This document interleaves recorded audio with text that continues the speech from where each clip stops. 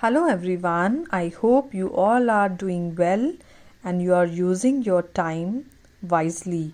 So children, time is very important in our life.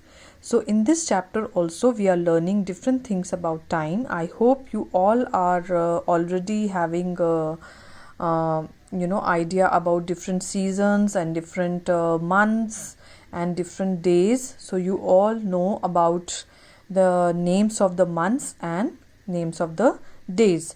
So we will learn more about this in this chapter.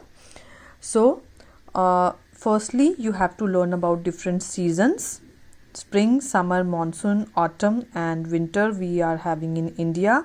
You don't have to learn these months because they may vary from region to region. Okay, so all things you have to do about months and names of the days is you have to memorize and which month comes at which place, which is the 6th month, which is the 1st month, which is the last month. So you all have to learn the order of the months in which they are coming, and then you have to learn about the days also, that which day comes first and which day comes after. One thing you have to be very careful is while learning about the number of days of different months, that all the months which are coming on the knuckles of your hand, they are having 31 days, and only February is having 28 days in the common year. Rest all are having 30 days, those who are coming down, and in leap year you are having 29 days. Otherwise in common year they are having 28 days. So you have to be very particular when you solve the questions, that whether it is leap year or common year.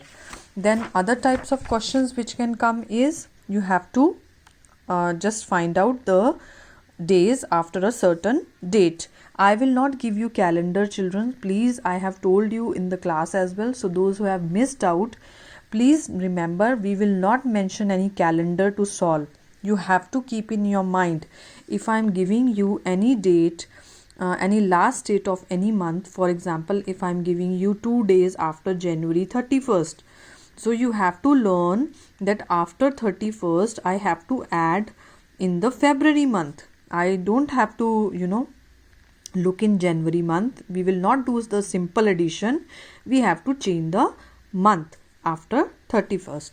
Okay, so all these things you have to keep in mind. Then another type of question which can come is, what is the 6th day of the week, what is the 7th day, or what comes after Saturday, or what comes after Wednesday. So all these things you have to do. Then very important thing comes is clock. So how you have to draw a clock, I have already explained, those who have attended, that you have to take a circular thing firstly, and then you have to draw those numbers first which are opposite, like 12 and 6 and 3 and 9. When you draw 3 and 9, you have to take out the center, and then only you will start drawing the hands of the clock. These numbers should be also well placed. It should not be like that one is just placed here and then 2 is placed. You have to note down the difference. Okay, so the clocks which are you doing in this term are first is quarter past, where the minute hand is always pointed towards the 3, and the number which is given like quarter past 7, so you will point out the hour hand towards 7. Then is your quarter to. For example, quarter to 2, you have to place the 2 here, but actual time is 1:45. Okay, because I have already told you whether it's coming in your syllabus or not, that all these numbers, when you take out the time, you have to find out the time, you just have to multiply with the 5.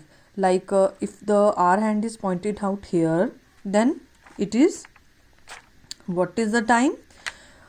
If the minute hand is pointed here or here, like for 9 it is 45, for 1 it is 5. So you have to just memorize the table of 5.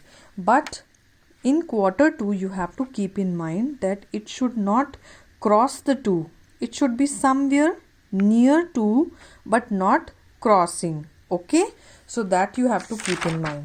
Then you have half past, where the minute hand is pointed towards the 6, and then you have o'clock or digital clock, where the minute hand is always pointed towards the 12. So all these 4 types of time readings will be there.